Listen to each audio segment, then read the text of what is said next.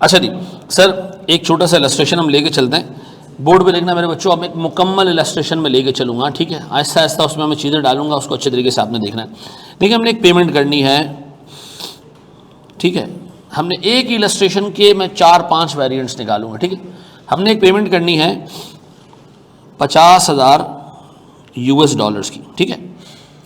आज तारीख है, डिटेल्ड इंफॉर्मेशन में यहाँ लिख रहा हूँ, 1 जनवरी 2024, ठीक है।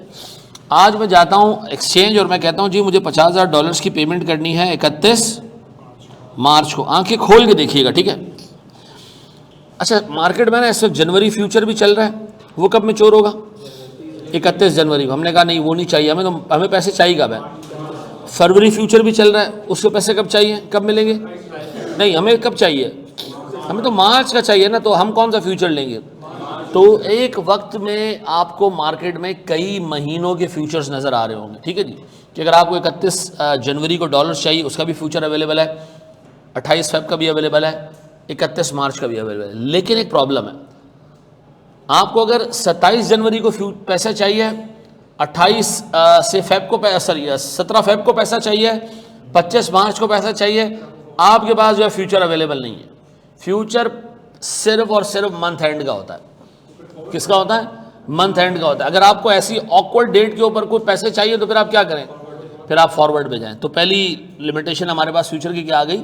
अच्छा, ये लिमिटेशन हम आगे जाके तोड़ देंगे। हाँ, अच्छा जी। तो हमें क्या पता चला कि फ्यूचर कब मैच्योर होता है?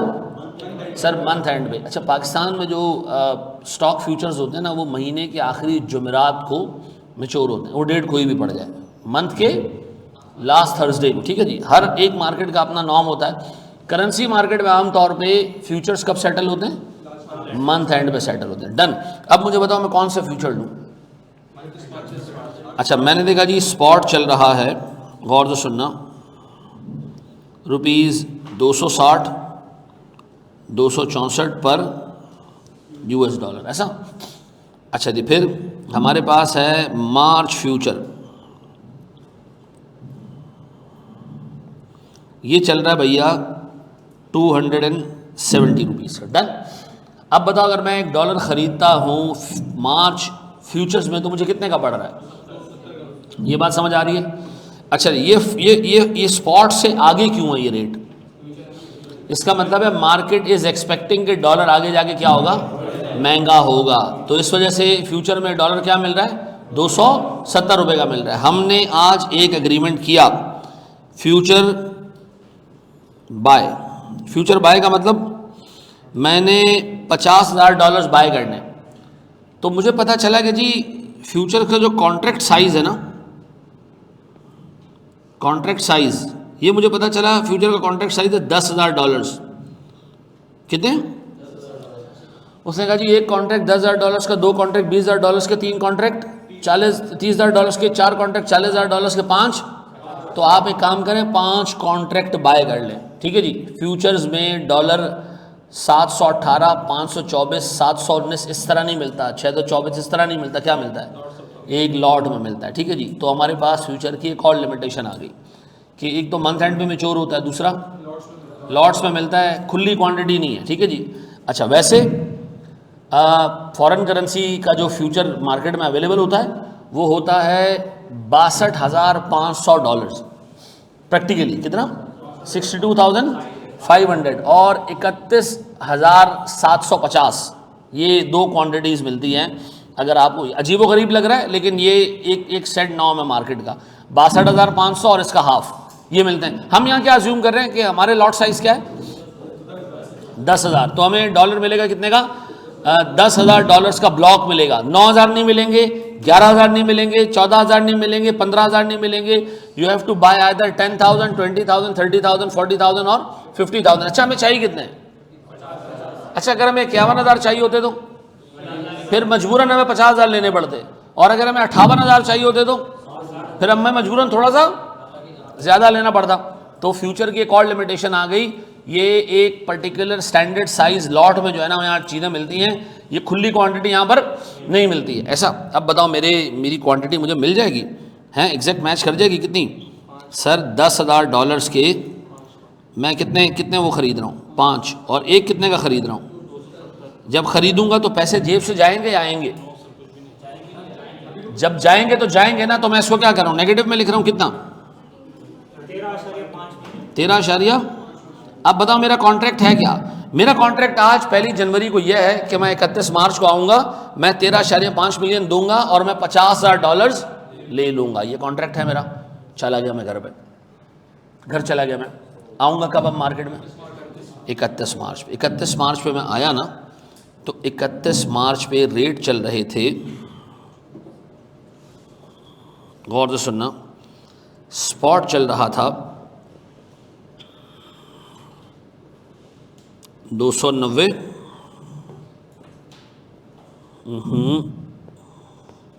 290, 294 पर $, ऐसा। और हमारा जो फ्यूचर्स था, कौन सा वाला फ्यूचर्स, मार्च फ्यूचर, ये चल रहा था 294 पे, ऐसा।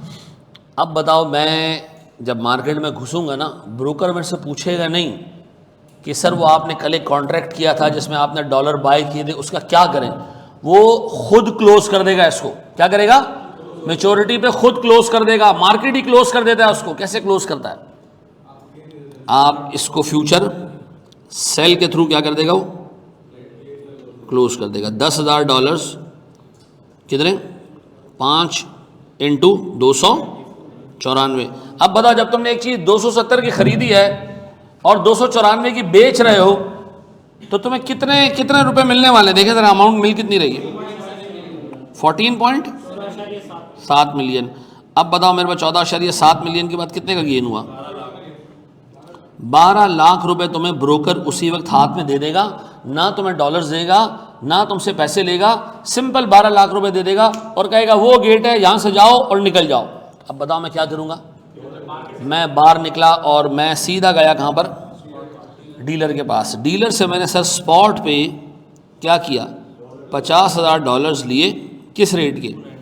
294 के। कितने के पड़े ये मुझे? 14.7 मिलियन के ये मुझे पड़े। ये मेरी कॉस्ट है। मैंने कहा यार मैंने कुछ गेन भी कमाया है। कितना? 1.2 मिलियन का। बताएं सर मेरा नेट कॉस्ट कितनी बैठी? 13.5 मिलियन। ऐसा है। अब मुझे बताओ, वाकई मुझे 13.5 मिलियन में सामान मिल गया? कितने डॉलर मिल गया मुझे? $50,000। मुझे बताओ हमने टोटल कितने कॉन्ट्रैक्ट किए इस पूरी डील में? तीन कॉन्ट्रैक्ट्स के। पहला फ्यूचर बाय, मतलब 3 ट्रांजैक्शंस किए हमने। दूसरा फ्यूचर सेल, और तीसरा स्पॉट पे बाय। ऐसा। इसमें से 2 कॉन्ट्रैक्ट हमने कब किए? 31 मार्च पे। और 1 कॉन्ट्रैक्ट हमने कब किया? ऐसा। ये बात समझ आती है? ये बात क्लियर है? अब बताओ जनाब, हम फ्यूचर में एक पोजीशन लिया करेंगे, जिस दिन हमें डॉलर चाहिए होगा उस दिन आके हम उसको क्लोज करेंगे और जाके डॉलर कहाँ से ले लिया करेंगे? स्पॉट से ले लिया करेंगे। ऐसा है। इस पे बेसिक इलस्ट्रेशन 1 का नंबर डाल के लिख लो, ठीक है जी। चौथी 5वीं इलस्ट्रेशन में हमें ये फ्यूचर क्लोज हो जाएगा, हमारा खत्म हो जाएगा, ठीक है जी। एक बात बता रहे, डॉलर खरीद रहे हो या बेच रहे हो? अच्छा, क्या मैं इस 1,20,000 रुपए को कह सकता हूं कि ये मेरा ऐसा गेन है जिसमें मार्केट की मूवमेंट की वजह से मुझे गेन हुआ, स्पेकुलेशन की वजह से? आप अपेरेंटली आप अभी तक तो यही कह सकते हो कि हाँ ठीक है जी, कि अच्छा जी जो सेलर होगा, क्या कह रहा हूँ, है तो गेन ही ना यार। अब आप उसको यूटिलाइज कर लो डॉलर खरीदने में, आपकी मर्जी है, ठीक है जी। बिल्कुल, ये करते हैं लोग इसी तरह। आप देखें ना, सारे जुआरी जो है वो यही तो काम करते हैं, उनके पास पैसे थोड़ी होते हैं। नहीं, मैं तो कहता हूँ एक तो हराम भी है, हलाल भी नहीं है ये। नहीं, हराम इसलिए है कि नबी अकरम सल्लल्लाहु अलैहि वसल्लम ने मना किया फेक ट्रेड से। ऐसी ट्रेड जिसमें क्या कहते हैं, जेन्युइननेस नहीं हो, उसको नहीं करना चाहिए। सिर्फ प्राइस मैनिपुलेट करने के लिए लोग करते हैं। मना है भाई इस्लाम में, इस तरह के डेरिवेटिव्स अलाउड नहीं है ना। मैं आपको आसान बता देता हूँ ना, मैं ये मोबाइल ख़रीदता हूँ, यहाँ से ख़रीदा आपको बेच दिया, 100 रुपये का ख़रीदा आपको 120 रुपये का बेच दिया, ये हलाल है। इस पर कोई मसला नहीं है। मैं ये मोबाइल, जैसे हमारी बहन है, इनसे मैं मोबाइल ख़रीदूँगा, आपको बेचूँगा, ठीक है। अब मेरे पास पैसे हैं मोबाइल ख़रीदने के, मैं इनसे कहता हूँ बेटा आपसे मैं मोबाइल ख़रीद रहा हूँ से 100 रुपये में, और मैं नहीं आपके पास आऊँगा ये मोबाइल उठाने के लिए, ये लड़का आ जाएगा, आप इसको दे दीजिएगा। अब ये आया बंदा, इससे मोबाइल ले लिया, इससे मैंने कितने लिए 120, मैंने अपने पैसे सिस्टम में लगाए नहीं, मैंने उसी से 100 रुपये इनको दिलवाए और 20 रुपये खुद ले लिए। ये भी हलाल है। अगर आपके पास जेब में इस मोबाइल ख़रीदने के पैसे मौजूद थे तो आप हवा में भी ट्रेड कर सकते हो, लेकिन आपकी जेब में पैसे ही नहीं है, ठीक है जी, और हवा में आप ट्रेडिंग कर रहे हो, ये चीज़ें अलाउड नहीं है। अक्सर व बेशतर लोग एक मुल्क से चीज़ ख़रीदते हैं, दूसरे कस्टमर के बाद डिलीवर करा देते हैं, डायरेक्ट बीच में इंटरमीडियरी का रोल प्ले कर रहे होते हैं। आपसे इस्लाम कहता है अगर आपके पास डिलीवरी उठाने की इस्तिताअत है तो ये हलाल है, और अगर इस्तिताअत नहीं है तो फिर ये सही नहीं है, ठीक है जी।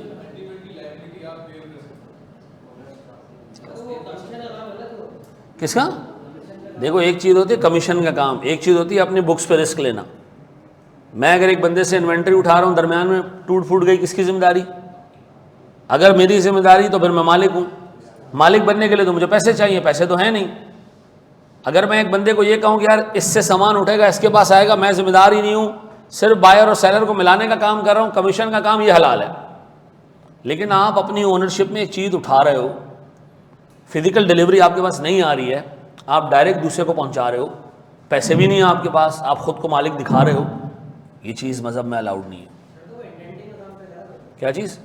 देखो, नाम इसको 1 बिलियन चीज़ें नाम दे दो इसको, ठीक है जी। इसको आप, इसको बहुत सारे मॉडर्न जो है ना वो लोगों ने नाम दे दिया जी ऑल्टरनेटिव मुराबा, ठीक है जी। आप उसको उठा के नाम 1000 दे दो, लेकिन ये सही नहीं है।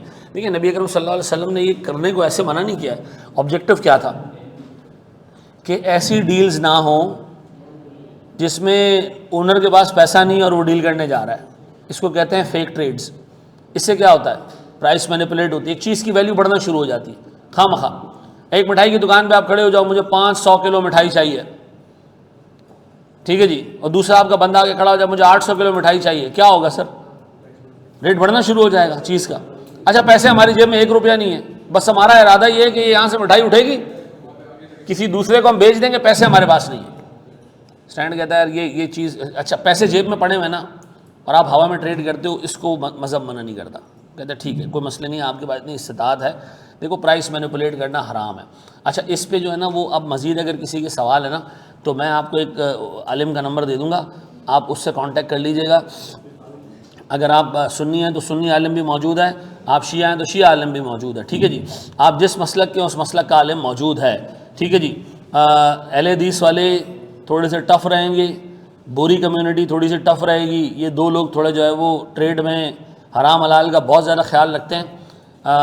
बाकी जो है वो हमारे जो बाकी मसाले क्या हैं उनमें जो है वो कुछ ना कुछ कहीं ना कहीं कुछ रिलैक्सेशन कहीं ना कहीं निकल आती है, ठीक है जी।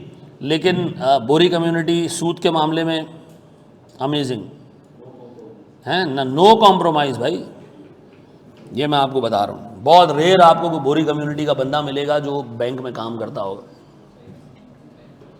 वो भाई अपने पीर के बहुत ज़बरदस्त तरीके से जो ना बात मानते। हाँ जी, आगे बढ़ो दोस्त जी। मेरा बच्चा प्रैक्टिकली पूछ रहा हूँ, प्रैक्टिकली पूछ रहा हूँ, लाजमी पैसे पे करते हैं हम प्रैक्टिकली। हाँ, ये नहीं, प्रैक्टिकली हम क्या करते हैं, जो कॉन्ट्रैक्ट साइज होता है उसका 5 से 6% पे कर देते हैं। क्यों? क्योंकि यार ये ना हो ना आप कॉन्ट्रैक्ट करके भाग जाओ तो वो आपसे एक मार्जिन पकड़ लेता है। अच्छा, फिर आपको जब मजीद लॉस हो रहा होता है तो फिर आपको कॉल करता है, इतना पैसा और लाओ, इतना पैसा और लाओ, और आखिर में जब टाइम पूरा हो जाता है ना और आपका लॉस नजर आ रहा होता है, वो आपको बुलाता नहीं क्योंकि ऑलरेडी वो आपसे पैसे ले चुका होता है। ये प्रैक्टिकली ऐसे होता है, ठीक है जी। लेकिन एग्जाम में ये नहीं है, ठीक है एग्जाम में। कौन से वाले एग्जाम में?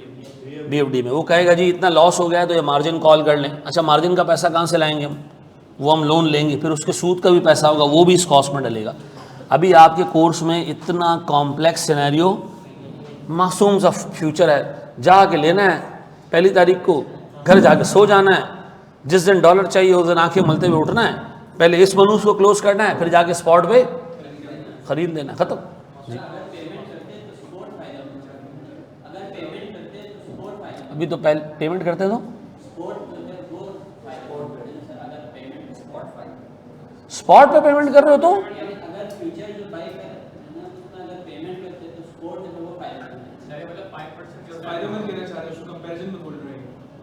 नहीं, मुझे अभी समझ नहीं आया क्या कह रही है।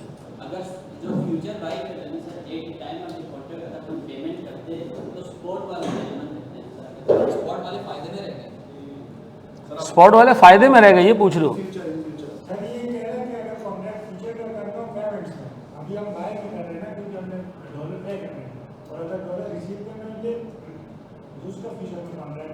आ रहा है, आगे आ रहा है, रिसीव की बात कर रहे हो ना, आगे 2-3 सवालों बाद ही आ रहा है। हमारे कोर्स में दोनों साइड हैं, पेमेंट की भी है और उसमें हम पहले क्या कर रहे होंगे, पहले सेल कर रहे होंगे, फिर क्या करेंगे, फिर बाय करेंगे। ठीक है जी, जो मैं तुम्हारा सवाल समझ पाया हूँ, और अगर नहीं समझ पाया हूँ तो थोड़ा आगे जाने दो, तो मैं आगे तुम्हारा जवाब दे देता हूँ। ठीक है, अच्छा जी, ये हो गया जी। अब सुनना ज़रा दोस्त, अब मैं सवाल में सिर्फ एक चीज़ चेंज कर रहा हूँ। ठीक है जी, मैं अब सवाल में केस में एक चीज़ चेंज करूँगा, बोर्ड पे देखना, गौर से सुनना मेरे प्यारे बच्चों। सर मुझे एक पेमेंट करना है, पेमेंट करना है जी 51,750 US डॉलर्स। ठीक है जी, मुझे आज तारीख है 1 जनवरी 2024, आज के दिन स्पॉट है 270-274 पर USD, मार्च फ्यूचर है 280 पर US डॉलर। ऐसा आगे शेर भाई, ठीक है जी। अच्छा जी, फिर मेरे पास सर गौर से सुनिएगा, मुझे पेमेंट पता है करनी कब है? अजीब बात बताऊं, मुझे पेमेंट करनी है 21 मार्च को, और इस कॉन्ट्रैक्ट में मुझे कब मिलेंगे पैसे? कब ये कॉन्ट्रैक्ट है कब का? 31 मार्च का, लेकिन मुझे डॉलर 21 मार्च को चाहिए। अच्छा, हम गए एक्सचेंज, हमने कहा कोई 21 मार्च वाला फ्यूचर है, उसने कहा निकल भाई इधर से, फ्यूचर सिर्फ किसका है? 31 मार्च। अब गौर से सुनना, अब बताओ आज मैंने पहला कॉन्ट्रैक्ट क्या किया? 1 जनवरी को मैंने फ्यूचर बाय किया, कितने कॉन्ट्रैक्ट साइज 10,000 है, 51,000 नहीं मिलते, 50,000 लेने पड़ेंगे, तो 10,000 into 5 into 280। I am willing to pay कितना? 14 मिलियन रुपए फॉर $50,000 इन 3 months टाइम। ऐसा ये कॉन्ट्रैक्ट करके मैं घर चला गया। क्या तारीख थी आज? 1 जनवरी। अब मैं मार्केट में 31 मार्च को नहीं आऊँगा, मैं कब आऊँगा मार्केट में? 21 मार्च को। गौर से सुनना, 21 मार्च को प्यारे भाई स्पॉट चल रहा था 294, 296, और मार्च फ्यूचर जो कि कितने दिनों बाद मैच्योर होने वाला है? कितने दिनों बाद? 10 दिनों बाद। ये चल रहा है ₹297 पे। कितने में चल रहा है? 297 पे। मैं गया ब्रोकर के पास, मैंने कहा मैं अपना फ्यूचर क्लोज करना चाहता हूं। क्या करना चाहता हूं? उसने कहा ठीक है, हम अर्ली क्लोज कर देते हैं, अर्ली क्लोज कर देते हैं। मैंने कहा अर्ली कैसे क्लोज करोगे? उसने कहा जैसे तुमने डॉलर खरीदे फ्यूचर में, हम यही $50,000 क्या करते हैं 297 में बेच देते हैं। उसने देखा, दाव लगा दिया, बेच दिया उसने। बताओ मेरा कॉन्ट्रैक्ट कब क्लोज हो गया? किस मार्च को। बोर्ड पे देखते रहना प्लीज। ये क्या हो गया? Future cell. कितने? $10,000, 5 मल्टीप्लाई बाय 297 क्या आ रहा है? 14.85 मिलियन। अब बताओ मेरे कितने कॉन्ट्रैक्ट्स हैं इधर? कितने कॉन्ट्रैक्ट्स हैं मेरे? 2। ये मैच्योर कब होगा? 31 मार्च। 31 मार्च को हम 14 मिलियन देंगे, $50,000 लेंगे, और उसी दिन ये $50,000 हम वापस देके 14.85 मिलियन ले लेंगे। तो हमें कितने का फायदा होगा? 8 लाख 50,000 रुपए का, लेकिन ये पैसे मुझे 31 मार्च को मिलेंगे, 21 मार्च को नहीं मिलेंगे। 21 मार्च को मैंने सिर्फ क्या किया, कॉन्ट्रैक्ट करके, दोनों कॉन्ट्रैक्ट्स करके अपनी पोजीशन क्या कर ली है, सिक्योर कर लिए कि अब मुझे पता चल गया कि मुझे 8,50,000 का फायदा होगा। कब होगा? क्या अब ये 8,50,000 से अमाउंट ऊपर नीचे हो सकती है? नहीं, क्योंकि मैंने दो अग्रीमेंट्स किए हैं। एक अग्रीमेंट 31 मार्च को मैच्योर होगा जिसमें मैं डॉलर लूंगा, और एक अग्रीमेंट 31 मार्च को मैच्योर होगा जिसमें मैं डॉलर दूंगा।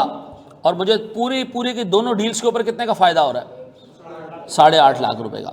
दोबारा सुनो, हमने 1 जनवरी को क्या किया, हम गए डीलर के पास गए, हमने कहा यार हमने $50,000 खरीदने हैं, आप हमें खरीद के दें। किस रेट पे? जो चल रहा था। डीलर ने कहा ठीक है, 31 मार्च को आना, 14 मिलियन रुपए लेकर आना, हम तुम्हें $50,000 दे देंगे। हम चले गए घर पे। हम 21 मार्च को आए, हमने कहा जी एक और डील करनी है। किस चीज़ की डील करनी है? अब हमें $50,000 खरीदने नहीं बल्कि बेचने हैं। कब बेचने हैं जी? 31 मार्च को। आज क्या तारीख है? 21 मार्च, 10 दिन बाद हमने बेचने हैं। किस रेट पे बेचने? 297 पे। डीलर ने कॉन्ट्रैक्ट भी कर दिया। अब बताओ 31 मार्च को दो कॉन्ट्रैक्ट मैच्योर होंगे। एक में हमें डॉलर रिसीव हो रहे होंगे, हमें पैसे देने 14 मिलियन, और एक में वही डॉलर हम वापस कर रहे होंगे और 14.85 मिलियन ले रहे होंगे। तो हमें कितने का फायदा हो जाएगा?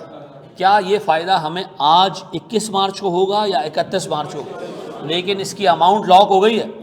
अच्छा, अब एक काम करो, 21 मार्च को निकलो, जरा बाजार जाओ और क्या करो, स्पॉट पे एक चीज ले लो। कितने? 51,000 डॉलर तो आपको इतने चाहिए ना।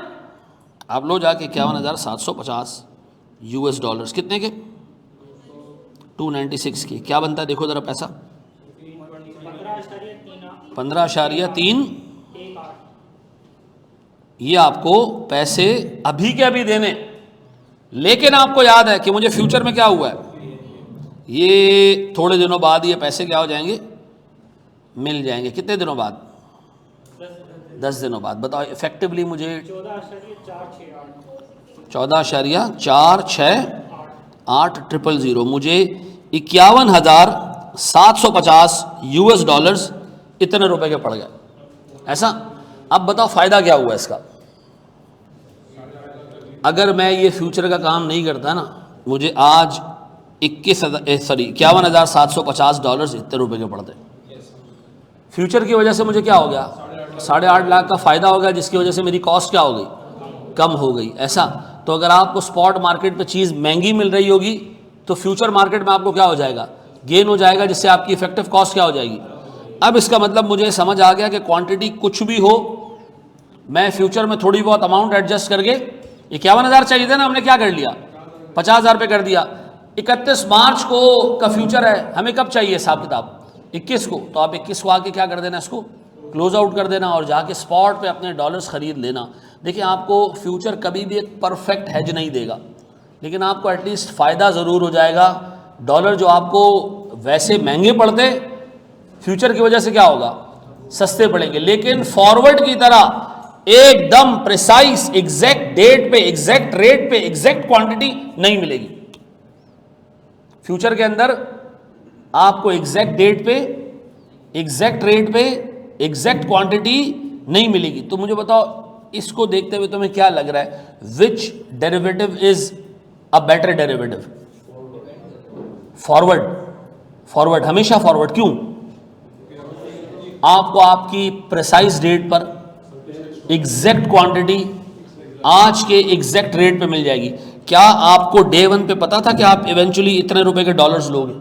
नहीं, ये तो हमें 8,50,000 का गेन पता चला 21 मार्च को आके, और 21 मार्च को आके जब हमने स्पॉट पे चीज़ें खरीदी तो हमें असल में पता चला कि हमें डॉलर पड़े हैं सर 14 मिलियन, 14.468 मिलियन के। तो एग्जैक्ट पता हमें डे 1 से नहीं होता। हाँ, लेकिन ये ज़रूर होता है कि थोड़ा बहुत फ़ायदा हो जाता है। फ्यूचर मार्केट में हमें क्या हो जाता है, गेन हो जाता है अगर स्पॉट पे चीज़ महंगी हो जाए। अगर आपने फ्यूचर का कॉन्ट्रैक्ट ना किया होता, आपको स्पॉट पे कितने का पड़ता है, 15.318 का। आप कितने का पड़ गया सर, 14.468 का। ऐसा? तो मुझे बताओ, दुनिया में कितने % काम फॉरेन करेंसी का फॉरवर्ड पे होता है और कितने % फ्यूचर पे होता है? सर 99% काम फॉरवर्ड पे होता है, 1% अदर डेरिवेटिव्स यूज़ होते हैं करेंसी के अंदर। जी नहीं, नॉलेज का भी मसला नहीं है, लोग ये पंचायतें चाहते ही नहीं हैं कि एग्जैक्ट रेट, भाई आप फॉरवर्ड फ्यूचर लेते किस लिए हो? अपने आप को ज़हनी सुकून देने के लिए ना, कि मुझे ये पता चल जाए कि मेरी इफेक्टिव कॉस्ट क्या होगी। तो अगर आपको बात पता ही नहीं है कि इफेक्टिव कॉस्ट क्या होगी और आप घूम रहे हो, और आपको इफेक्टिव कॉस्ट पता कब चलेगी? जब आप फ्यूचर को क्लोज आउट करोगे, तो फिर एक प्रॉब्लम है। ठीक है जी, एक तो आपको एग्जैक्ट क्वांटिटी नहीं मिल रही है। ऐसा सर 51,750 है, हमने 50,000 फ्यूचर बाय किया, ये क्या मामला है? ये ऐसे बेटा चर्च को ऐसे रगड़ो ना, ऐसे डालो अंदर और पियो 4-5 कश लगा के, तो मामला पता चल जाएगा। प्यारे भाई, जब हमने डे 1 पे अभी कोई पिछले सवाल में कोई 10 दफा बात कर ली कि फ्यूचर के अंदर एक लिमिटेड ब्लॉक के अंदर आपको डॉलर मिलते हैं, आप जा रहे जी मुझे 31,714 डॉलर 80 सेंट्स चाहिए, नहीं मिलेगा आपको। किस तरह मिलेगा आपको डॉलर? ब्लॉक में 10,000, 20,000, 30,000, 40,000। और मैंने आपको प्रैक्टिकल नंबर भी बताया कि प्रैक्टिकली कॉन्ट्रैक्ट में 62,500 डॉलर्स होते हैं। ऐसा है जी, आगे बढ़े हम। जी जी,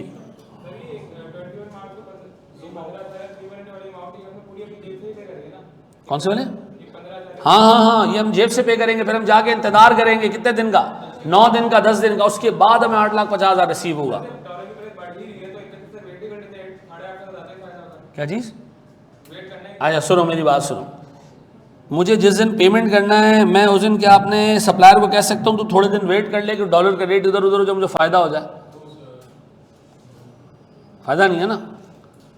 अदरवाइज तो हर बंदे को मैं बोलूंगा जी मंथ एंड पे फ्यूचर मैच्योर होता है, उसी दिन आ जाना, मुझे डे 1 से पता भी होगा कि कितने का पड़ेगा। ये नहीं होता। आपको जो डॉलर पे करने ना, ये मुझे बताओ आमतौर पर फ्यूचर यूज़ कब करते हैं? जब आपको कोई स्पॉट पे, सॉरी फॉरवर्ड पे चीज़ ना मिल रही हो या फॉरवर्ड महंगा हो, तो फिर आप जाते हो उसके ऊपर। अदरवाइज यार ये एक बकवास डेरिवेटिव है। फ्यूचर्स जनरली करेंसी के अंदर यूज़ नहीं होता। आमतौर पे करेंसी के अंदर इस तरह, अच्छा जो स्टॉक है उसमें फॉरवर्ड नहीं होता, उसमें है ही क्या? फ्यूचर्स है, तो वहाँ लोग यूज़ करते हैं। वहाँ 99% काम किस पे होता है? स्टॉक में, फ्यूचर्स में होता है, वहाँ फॉरवर्ड नहीं है। करेंसी में क्या है? Forward contract. जी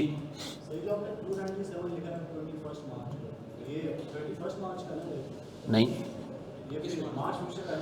देखो मुझे एक बात बताओ, एक चीज़ 31 मार्च को मिलेगी, रेट आज से तय हो जाएगा, और ये रेट रोज़ क्या हो रहा है?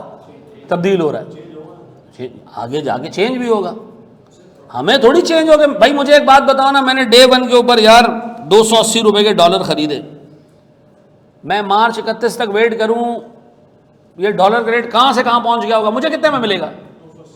280 में। जब मैंने 297 में डॉलर बेचे, तो अब बाद में रेट कुछ भी हो जाए, मैं तो अपना रेट लॉक कर दिया ना। 31 मार्च को 2 डील्स क्लोज होंगी, उन एक डील में क्या होगा? 280 का हम डॉलर ले रहे होंगे और 297 का डॉलर दे रहे होंगे, भले उस दिन रेट कुछ भी हो। क्या भाई मुझे, मैं फिर उर्दू जुबान में बात करूं, जब आप एक चीज़ अपने रेट को लॉक कर लेते हो, सामने वाला गया तेल लेने के लिए, यार हम अपने हिसाब से चीज़ देख रहे हैं ना।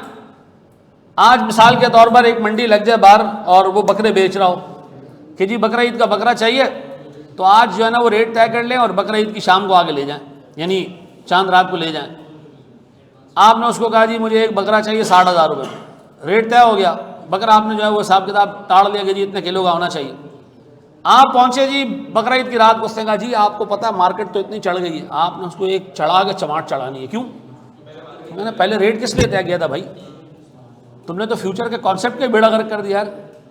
अगर मैंने उसी दिन आके तुमसे लेना तो रेट, फिर वो उस कॉन्ट्रैक्ट का क्या हुआ जो हमने किया था डे 1?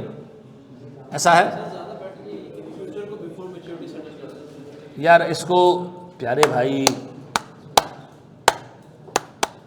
एक चीज़ को आगे जाने दो, 10 ऐसे सवाल होते हैं जिसका आगे जवाब आ रहा होता है। अब एक बच्चा बोल रहा है सेल करना, रिसीव करना और डॉलर्स, तो क्या करें?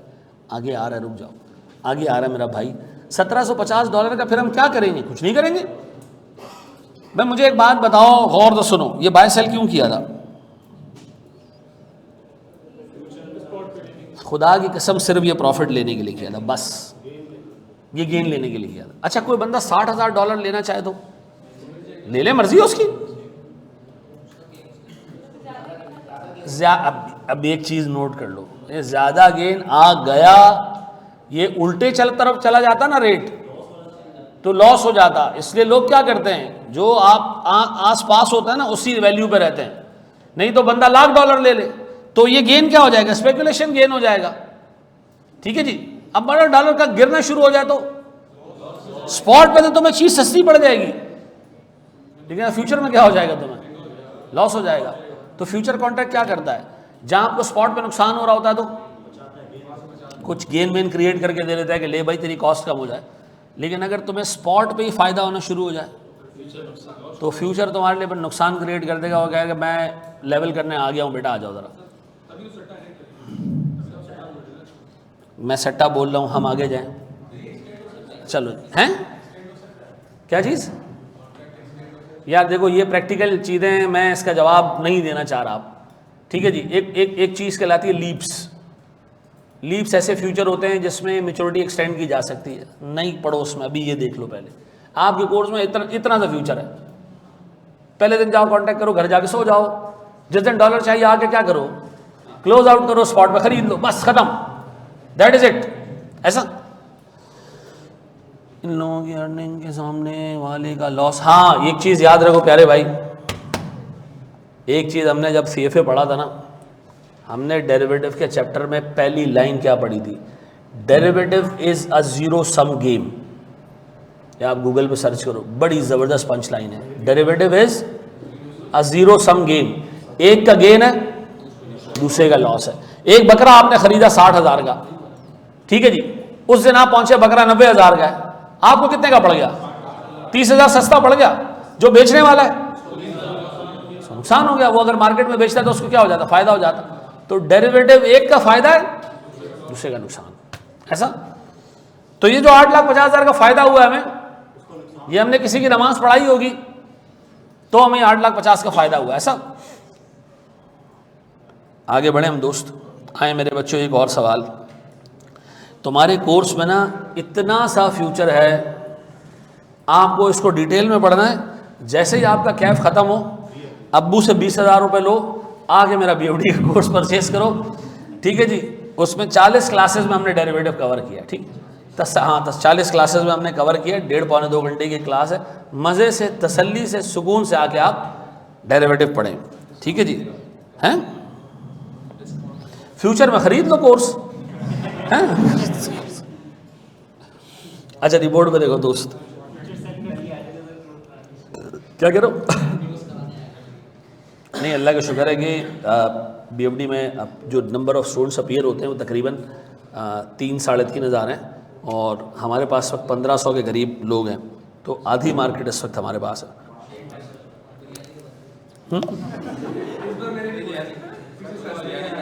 बस है यार, हैं मैं उस दिन क्लास में वो ऐसी बात बताई, एक हरामखोर ने कैलकुलेट किया, भाई इतने करोड़, हमें ऐसा नहीं है। तुम यकीन करो, मैं घर गया, मेरी सांस ख़राब होती रही, डॉक्टर के पास गया, मैंने कहा भाई सांस का मसला है। उसने मुझे एक टेस्ट लिख के दे दिया, फेब्रोस्कैन समझते हो। उसने कहा जी आपके ना लिवर पे कोई मसला नहीं हो, आपके लिवर पे चर्बी है। मैंने कहा हाँ है। तो क्योंकि मैं टेस्ट करवाया है पहले पास में। उसने कहा उसको जाके डिटेल में चेक करना है। मैं यकीन करो वहाँ से पर्ची लेके भाग गया। मैं आया घर पे, मैंने ट्रेडमिल लगाई और उस पर चलना शुरू कर दिया, तो थोड़ी सांस सही हो गई। अब दुआ करो कोई मसला नहीं हो। और अब आइंदा के बाद भाई मेरी इनकम कैलकुलेट नहीं करना, नज़र लगती है। ठीक है जी। बोर्ड पे देखो, बीवियों से लड़ाई हो जाती है मेरी। यहाँ देख लो, तला भाई कैलकुलेटर अपने पास रखें, ज़रा दबा के रखें इसको, यहाँ देख लें। अच्छा, एक बात मुझे बताओ सर, प्लीज़ बोर्ड पे देखिएगा। अगेन हमने एक पेमेंट करनी है, ठीक है जी, और हमने पेमेंट करनी है 17,460 US डॉलर्स की। ठीक है जी, तीसरी इलस्ट्रेशन है, और ये अजीब व गरीब डेट पे, ये है जी 16 मार्च पे। कितने पे? 16 मार्च पे। आसानी के लिए मैं स्पॉट का एक साइड का रेट इस्तेमाल करूँगा। ठीक है जी, 16 मार्च पे। आज स्पॉट है 1 जनवरी पे ₹280 पर US डॉलर। ठीक है जी। मैंने मार्च फ्यूचर लिया है ₹286 पे। ये कब मैच्योर होगा? 31 मार्च को। ऐसा बोर्ड पे देखो, कॉन्ट्रैक्ट साइज है 15,000 US डॉलर्स, ठीक है जी। कितने? एग्जाम में कॉन्ट्रैक्ट साइज कुछ भी हो सकता है भाई, ठीक है। अच्छा जी, फिर हम किस तारीख को आए? 16 मार्च को आए। गौर से सुनना, गौर से सुनना, गौर से सुनना, गौर से सुनना। 16 मार्च को आए हम। 16 मार्च को हमारा स्पॉट था ₹240। पाकिस्तान ने इंडिया को जंग में भरपूर तरीके से हरा दिया था। पाकिस्तान के पास बहुत सारे जो है वो मादनी ज़खायर आ गए थे, ठीक है जी, माल गनीमत आ गया था, और इसकी वजह से हमारे पास जो सारा डॉलर इंडिया में पड़ा था वो हमारे पास आ गया, और हमारे लिए डॉलर का रेट कितने का हो गया है? 240 का। हंसो नहीं, देखो तुम लोगों को खुद लगता है कि ये काम नहीं हो सकता, तो कैसे होगा फिर? कि माल गनीमत में इंसान नहीं आएंगे, बगैरत माल आएगा।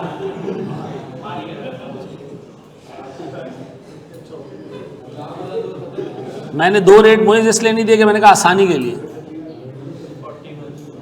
अच्छा जी,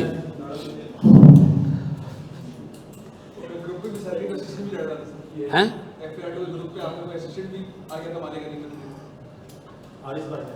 यार, छोड़ो। हारिस भाई जो है ना हमारे थोड़े रंगीन आदमी हैं, यहाँ देख लेना।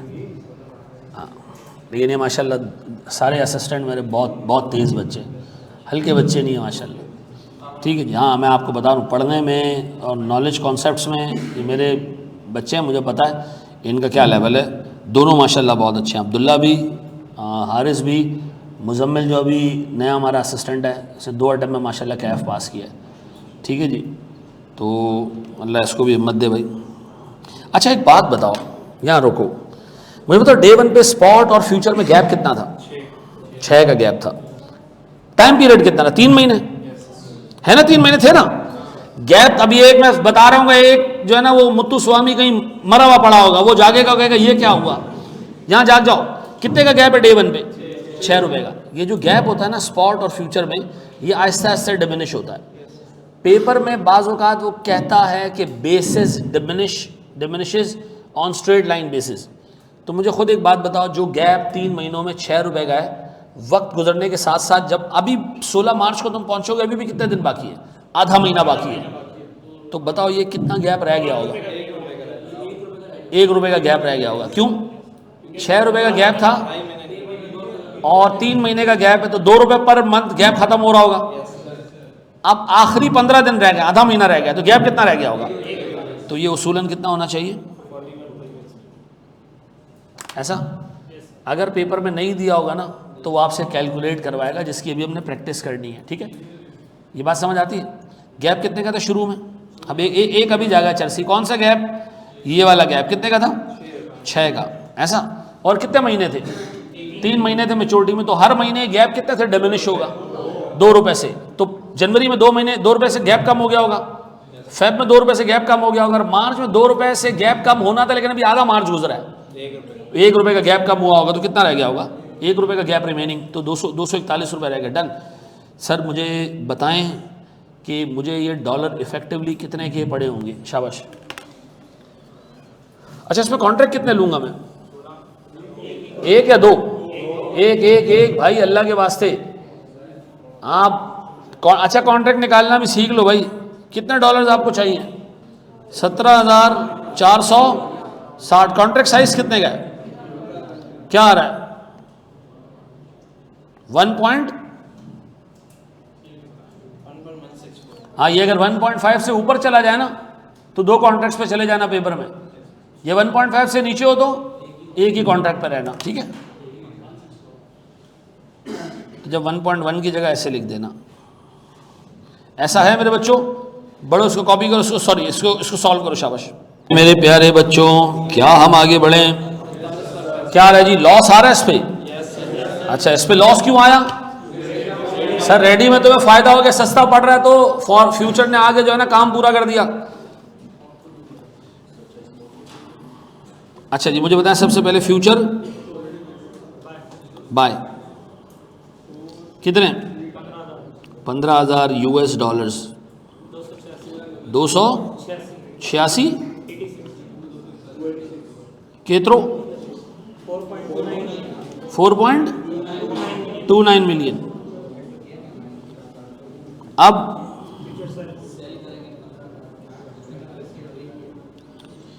15,000 US डॉलर्स इनटू 241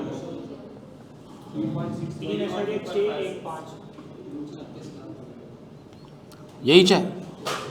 ओ हो बेड़ा गर्क है। क्यों बेड़ा गर्क हुआ? ऐसे ही ज़रा दिमाग लगाओ। नहीं चाहिए लॉजिक आपको नहीं पता होनी चाहिए। लेकिन देखो एक चीज़, मैं पता नहीं टेक्निकल होना चाहिए नहीं होना चाहिए, भाई समझ आ गया ना, यहीं तक रहते हैं यार, आगे बढ़ो हैं। चलो मैं एक छोटी सी चीज़, मुझे एक बात बताओ, एक रिस्क था कहीं डॉलर महंगा ना हो जाए, आपने इसी के लिए फील्डिंग बिठाई ना। आपको पता है एक बैट्समैन ऑफ साइड पे अच्छा खेलता है, आपने पूरी फील्ड ऑफ साइड पे ले ली, ठीक है, बैट्समैन ने कहाँ खेल दिया? ऑन साइड पे। तो याद रखना, जिस रिस्क को तुमने हैच किया हो ना, अगर वो रिस्क की अगेंस्ट चले गया मामला, ठीक है, यानी आपने सोचा था कि डॉलर बढ़ेगा, डॉलर बजाय बढ़ने के क्या हुआ? कम हो गया। डेरिवेटिव आपको हमेशा नुकसान देगा, ठीक है जी। अगर आपने जिस रिस्क को हैच किया था ना डेरिवेटिव से, अगर वो रिस्क साबित हो गया तो फिर डेरिवेटिव आपको क्या देगा? फायदा देगा। मुझे बताओ इस केस में देखते हुए हमें क्या फील होना चाहिए? यार काश मैं डेरिवेटिव ना लेता। क्यों सर? क्योंकि मैं सोच रहा था कि डॉलर बढ़ेगा और मेरी सोच के अगेंस्ट मामला हो गया। आपकी सोच के हिसाब से मामला होंगे, डेरिवेटिव आपको बचा लेगा, लेकिन आपने सोचा कुछ था और हुआ कुछ, तो फिर आपको डेरिवेटिव नुकसान देके जाएगा। ये याद रखना। ऐसा हेज करने का क्या फ़ायदा हुआ? कोई फ़ायदा नहीं हुआ। यहाँ पे लग गए हमारे पैसे। हाँ जी, हाँ ना, पैसे लग गए ना भाई। 17,240 कितना? 4.19। अच्छा, अब हमने कहा यार हमें तो डॉलर इतने के पड़ गए। इतने के नहीं पड़े, लॉस ऑन। अच्छा, ये पहली दफा हम अपने पैसे घर से ला के एक्सचेंज को दे रहे होंगे ना, और एक्सचेंज हमें क्या देगा बदले में? तसल्ली। कोई मसला नहीं, अगली दफा आना। क्या आ रही है?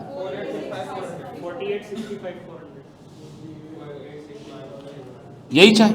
ये हमें पड़ा है सर इतने रुपए के डॉलर पड़ गए, ऐसा है। अच्छा मुझे एक बात बताओ, एक स्टेप और आगे जाएं। अभी हम केस देख रहे हैं किसका? रिसीट्स का। आगे जाएं, सवाल देखें। अब मुझे एक बात बताओ प्यारे भाई, अब मुझे फॉरेन करेंसी में पैसे मिलने हैं। कब मिलने हैं?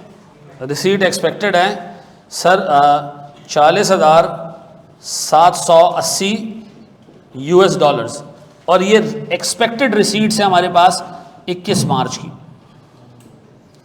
किस डेट की? 21 मार्च की। पैसे मिलोगे तो क्या करोगे? बेचोगे या खरीदोगे?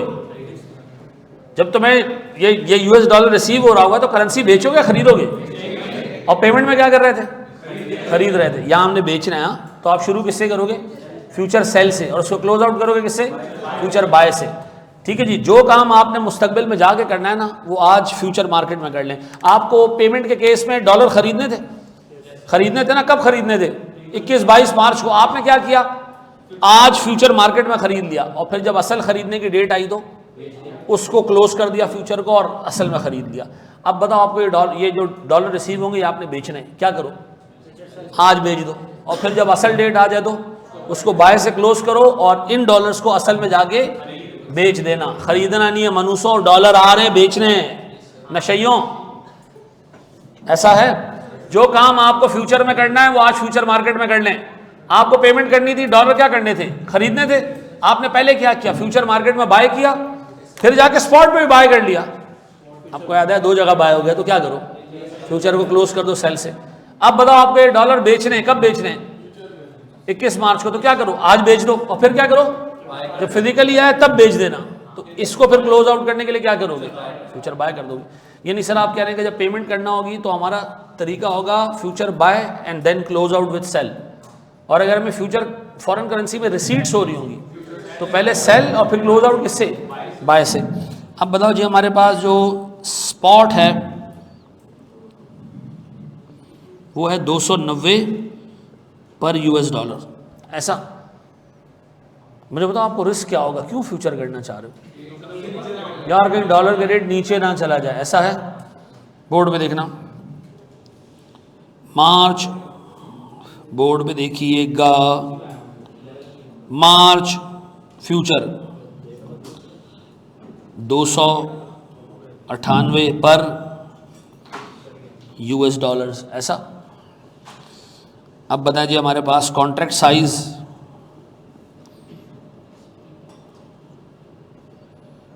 13,000 यूएस डॉलर्स। ये कोई भी एक वाहियात सा नंबर हो सकता है पेपर में, आप इससे घबराना नहीं। अच्छा जी, फिर हम किस तारीख को आए, 21 मार्च। हमारा स्पॉट है 315 और हमारा मार्च फ्यूचर है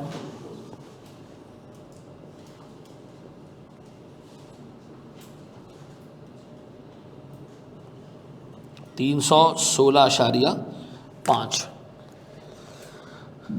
अब इस सवाल को देखते ही मुझे एक चीज़ का अंदाज़ा हो गया, हमारा रिस्क क्या था, कम ना हो जाए, बढ़ गया है, तुम्हें फ्यूचर में लॉस होगा। तुमने सोचा था कि कहीं कम ना हो जाए, अगर कम हो जाता तो तुम्हें फ्यूचर में फ़ायदा हो जाता, लेकिन यहाँ पर अब तुम्हारा उल्टा हो गया ना काम। आपने सोचा था या अल्लाह कहीं फ्यूचर का रेट गिर ना जाए, मुस्तकबिल में रेट गिर ना जाए, मैं बच जाऊँ। गिरने की जगह क्या हो गया, बढ़ गया। आप अगर डेरिवेटिव ना लेते तो आज आपको डॉलर महंगा बेचने का मौका मिल जाता, आप ज़्यादा पैसे कमा लेते, लेकिन अब इस डेरिवेटिव के चक्कर में आपको क्या होगा, लॉस होगा। लॉजिकली सोचो, एक चीज़ आज आप बेच रहे हो कितने में, 298 में, खरीदोगे कितने में मुस्तकबिल में उसको, 316 में। तो बेच रहे सस्ता हो, खरीद महंगा रहे हो तो लॉस होगा ना। शाबाश, शुरू हो जाओ। एक टाइम आएगा ना तुम्हें सवाल देख के आइडिया हो जाएगा कि इसको मुझे फ्यूचर में लॉस होना है, गेन होना है। ठीक है जी, बात करो, कितने का लॉस हुआ हमें फ्यूचर में, 7,21,000 हो, ऐसा।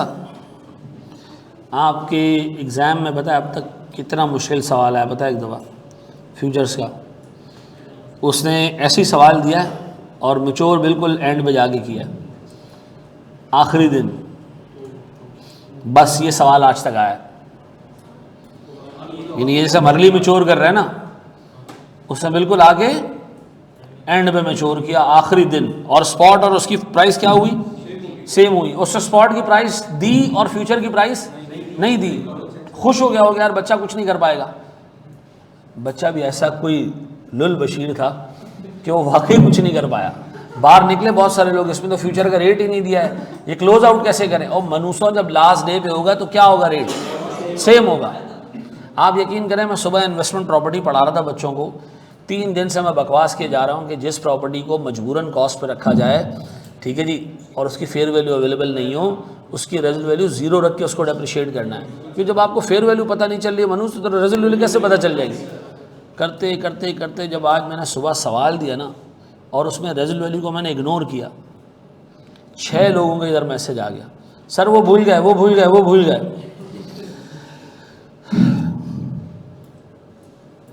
मेरा बड़ा मूड हुआ गया यार। मैंने कहा काश एक USB होती, मैं आप में लगा के सारा डाटा ट्रांसफ़र कर देता, बार बार मुझे बताने की ज़रूरत नहीं पड़ती हैं। लेकिन माशाल्लाह ऐसे बच्चे मैं कहता हूँ यार, इनके माँ बाप को चाहिए कि हैं क्या करें। आधे लोग तो ऐसे आते हैं CA में, मनुष्यों से मेडिकल में कुछ पास नहीं होता, इधर आ जाते हैं। ऐसे कितने लोग हैं हमारी क्लास में, अल्लाह अकबर, लड़के तो सारी हैं यार, लड़के। मैं आपको एक बात बताऊं, लड़कियों के लिए CA ACCA का प्रोफेशन बहुत अच्छा है, ठीक है ना। मैं अपनी बेटियों को डाला, मुझे पता है, इसलिए कि इस वक्त करंटली UK में जितने लोग बैठे हुए जो पाकिस्तान से गए हैं, हार्डली हफ्ते में 1 दिन ऑफिस जाते हैं।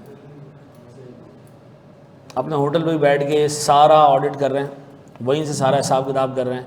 एक दिन कहीं हफ्ते में जाना पड़ता है उनको फॉर्म में, ठीक है जी, बस। और बाकी सारा मेरे दोस्त हैं, उसकी वाइफ और वो दोनों जो है वो ये बिग फोर में ही काम करते हैं। एक हस्बैंड एक फर्म में काम करता है, वाइफ दूसरी, दोनों लंदन में रहते हैं। यही हमारे स्टूडेंट थे दोनों। वाइफ जो है वो FAR2 की गोल्ड मेडलिस्ट भी है। और वो दोनों कहते हैं कि यार हमने पिछले 6 महीने से ना हम फर्म नहीं गए। वो अपनी फर्म नहीं गई, अपनी फर्म नहीं गए। क्यों? ज़रूरत ही नहीं है, वर्क फ्रॉम होम चल रहा है सब कुछ। और मैं अभी आपको एक और बात बताऊं, डाउन द लाइन एक बहुत बड़ा बिजनेस आने वाला है फ्रीलांसिंग का। अगर आपकी गवर्नमेंट जो है ना वो ज़रा सा इंसान के बच्चे बन के वो करें, क्योंकि मैं ये चीज़ देख रहा हूँ कि जैसे US और UK के क्लाइंट्स हैं, छोटे छोटे क्लाइंट्स हैं, उनमें वहाँ चूँकि रिपोर्टिंग और रिकॉर्डिंग जो है ना वो प्रॉपर होनी चाहिए, तो वो इसको आउटसोर्स करते हैं और वो इंश्योर करते हैं कि आउटसोर्स किसी कंपनी को करें। अब एक ट्रेंड चल गया कि वो इंडिविजुअल्स को आउटसोर्स करना शुरू हो गए, और ये तुम लोग के लिए बहुत अच्छा है, ठीक है जी। कल इवन किसी लड़कियों की शादी भी हो चुकी हो, आप अपने घर में सुबह शौहर को ऑफिस भेजें, चल निकल भाई, ठीक है जी, और बैठ के आप बेटा सुकून से एक डेस्क लगाएं और आप पूरा दिन बैठ के वहाँ काम करते रहें, ठीक है जी। मासियाँ रखें, 2-3 बच्चे भी पालेंगी, वो घर का हिसाब किताब भी करेंगी और माशाल्लाह डॉलर्स में कमाएं। तू क्यों इंटरेस्ट लेके सुन रहा है? बेगम से काम कराएगा तू? नहीं, मैं आपको बता रहा हूँ बेटा, आप लोगों के लिए ज़बरदस्त आगे अपॉर्चुनिटीज़ हैं। अच्छा प्रोफेशन है, बस कोशिश करो क्वालिफाई हो जाओ। और नहीं हुआ ना क्वालिफिकेशन, अच्छी फर्म में एटलीस्ट चले जाना, पहले बाद में इससे क्वालिफाई कर लो। बाहर पाकिस्तान से बाहर ACA CA अच्छी आर्टिकल्स के साथ बराबर है। बिग फोर में आपके आर्टिकल्स हैं, CA नहीं भी है, ECC क्वालिफाई कर जाओगे बराबर है। तो फिर लोग ऐसे क्यों नहीं करते? 30,000 रुपये ट्यूशन फ़ी है, 50,000 रुपये एग्ज़ाम फ़ी है एक पेपर की, ठीक है जी। हैं, मैंने अभी अपनी बच्चियों की फ़ीस भरी है 54,000 रुपये एक पेपर की। एक पेपर की एग्ज़ाम फ़ीस 54,000, 50 हटा दो, हाँ एनुअल सब्सक्रिप्शन अलग है, ठीक है जी। हैं, हाँ करना चाहिए। आपके पास ऐसी ग्रेजुएशन आ जाती है जो इंटरनेशनली एक्सेप्टेबल होती है, मज़ीद क्वालिफिकेशन लेने के लिए। 2026 में ACCA से ही ख़त्म हो रही है, पाकिस्तान से नहीं। बोर्ड में देखना दोस्त, नहीं वो ऐसी बात करे, छोड़ दो भाई, आगे बढ़ो यार। हाँ जी, ये क्या? बोलो बोलो बोलो, बोल दे भाई। ये तो सोच रहा है कि अगर ऐसा मामला है तो बस मैंने एक चार्टर्ड अकाउंटेंट लड़की से शादी करनी है, बाकी जो है ना वो मैं हाथ बटा दिया करूंगा, घर में खाना वाना बना दिया करूंगा। है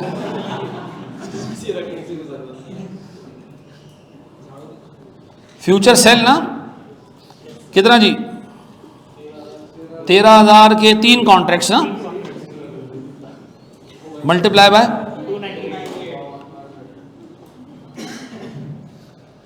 जी 11.622 ऐसा बेटा। फिर इसको हम क्लोज करेंगे कब? 21 मार्च को। ये कॉन्ट्रैक्ट कब हुआ है? ये कितना जी? 13,000 US डॉलर्स इंटू 3 इंटू 316.5 कितना?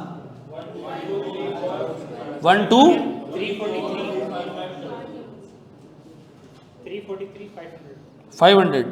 और ये हमें हुआ है 7,21,000। ओहो सर, याद है। इसके बाद हमारे पास क्या जी? फ्यूचर सेल की जगह स्पॉट सेल। स्पॉट में हमने बेचने हैं कितने डॉलर्स? पूरे 40,780 डॉलर्स मल्टीप्लाई बाय स्पॉट का रेट 300। अगर स्पॉट के रेट 2 गिवन होते तो ये बाइंग रेट होता, ठीक है जी। कितना? 12845 ऐसा। और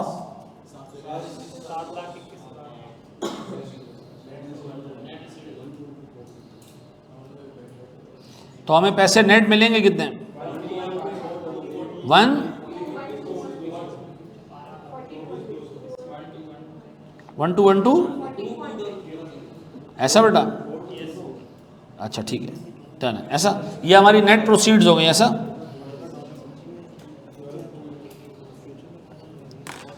ऐसा है मेरे बच्चों, आप अपने एग्जाम के लेवल से एक लेवल ऊपर का काम कर चुके हो, ठीक है जी। आगे बढ़ें। अच्छा जी, एक अब हम कुछ सवालात देखने जा रहे हैं। ये छापना तो नहीं देना किसी ने?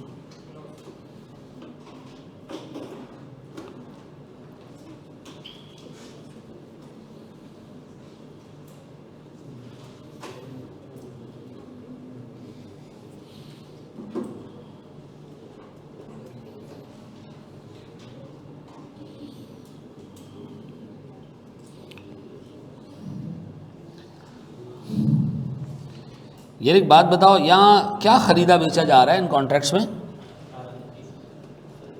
ये फ्यूचर के कॉन्ट्रैक्ट्स में हम क्या ख़रीद बेच रहे हैं? करेंसी ख़रीद बेच रहे हैं ऐसा। व्हाट इफ करेंसी की जगह हम यहाँ करेले रख दें तो ये कमोडिटी फ्यूचर बन जाएगा, कमोडिटी फॉरवर्ड बन जाएगा ऐसा। ये दो डेरिवेटिव्स हमारे कोर्स में और भी है जो हमने आगे जाके देखने हैं, उसमें हम डॉलर्स की जगह क्या बेच रहे होंगे? करेले, कद्दू, सब्जी ऐसा, शलजम, जो भी है। छोरे शाबाश सर, इसको देख लें।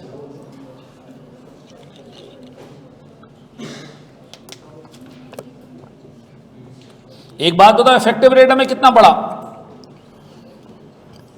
Divided by 40,780। $1 कितने का पड़ा हमें? 297 पॉइंट। जबकि अगर हम हेजिंग नहीं करते ना तो हम मस्त 315 रुपये में एक चीज़ बेच रहे होते। डेरिवेटिव ले डूबा में क्या रहा है भाई? 1876800। ठीक है सर, इसको मैं करा रहा हूँ जल्दी जल्दी। मुझे बताएं, future buy, future sell. Future में आपने मुस्तकबिल में जाके डॉलर खरीदने थे ना, तो फ्यूचर मार्केट में बाय कर लें। कितने चाहिए सर हमें? 7,200, $1,000 का कॉन्ट्रैक्ट साइज है तो 7,000 ना। रेट क्या जी? 259 पे हमने एक लॉन्ग पोजीशन ली। बाय करने को क्या कहते हैं डेरिवेटिव मार्केट में? लॉन्ग पोजीशन लेना। कितनी जी?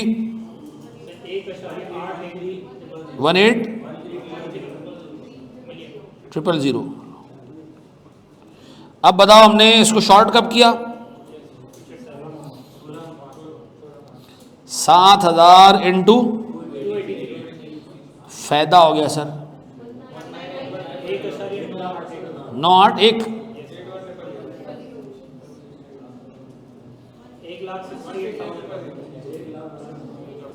68,000 का हुआ हमें गेंद।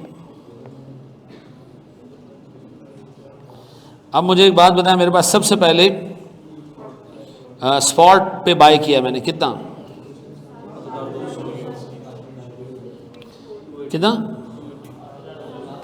7,200 इंटू, ये भाई मैं अंधाधुन कर रहा हूं तुम लोग बताए हुए फिगर्स के ऊपर। 20, ये हमें इतने के डॉलर पड़े, लेकिन हमें याद आया कि हमने सट्टेबाजी में, जुए में 1,68,000 अल्हम्दुलिल्लाह जीत लिए थे।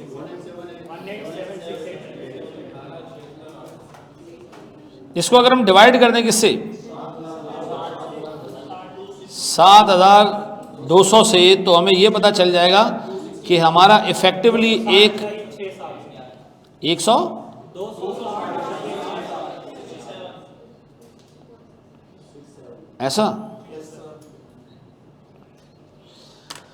ऐसा है मेरे प्यारे बच्चों।